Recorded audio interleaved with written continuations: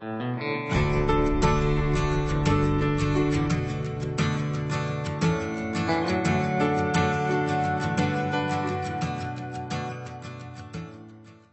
guys, how's it going?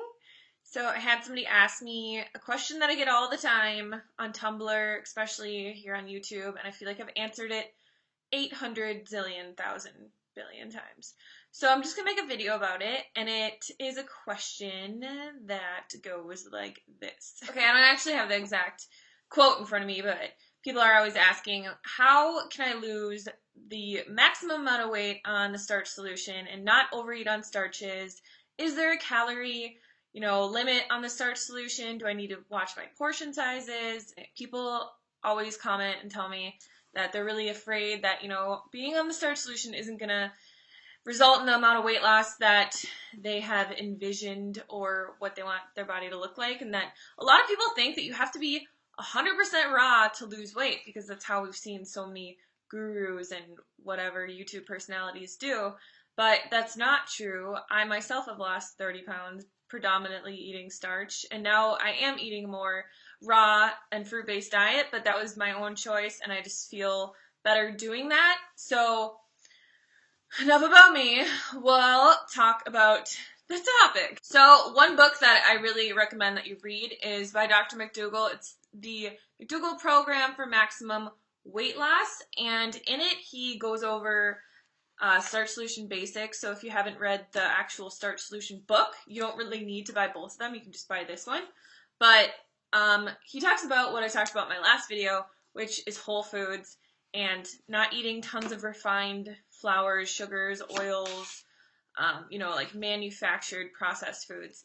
And I actually had someone comment on my last video and say that it doesn't matter, what form your food comes in. 1,500 calories is 1,500 calories, and 5,000 calories is 5,000 calories. So you would lose the same amount of weight on either amount.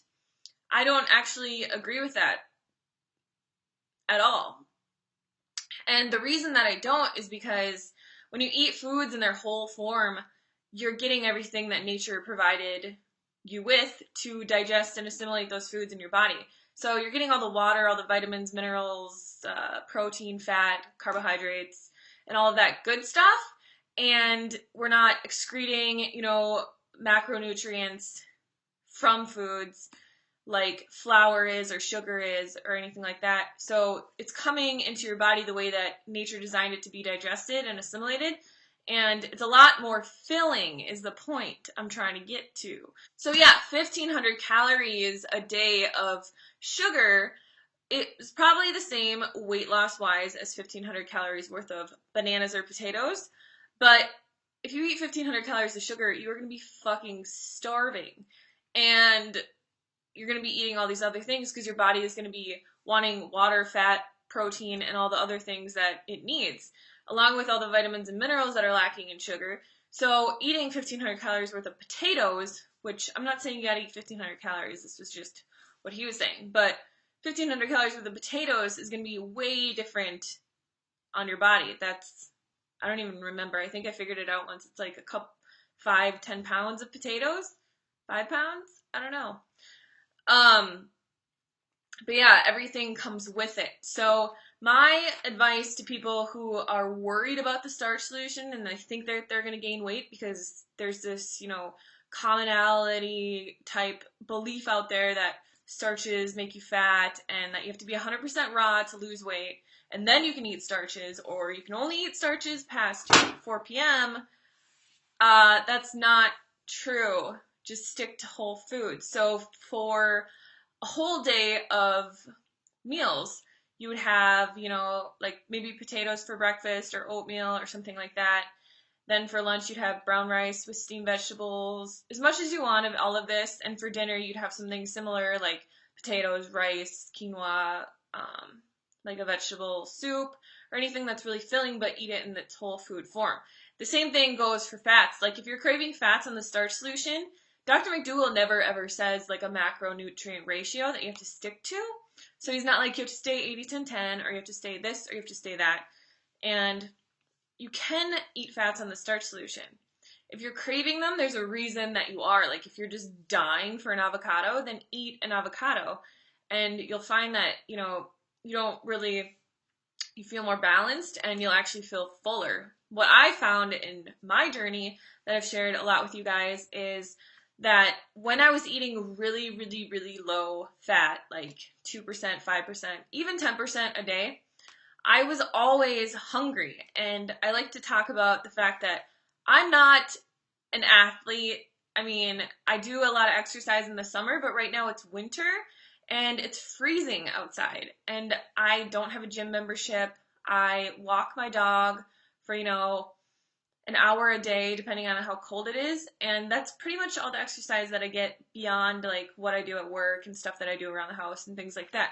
So I don't need a ton of calories. I think that a super low fat, high carbohydrate diet, like 95.5 or something like that, is really good for somebody who needs that athletic performance and they just really need to keep everything completely full, like their glycogen stores and everything just really carved up because they're cycling up mountains and biking, 50, 100 kilometers a day, and they're very, very active.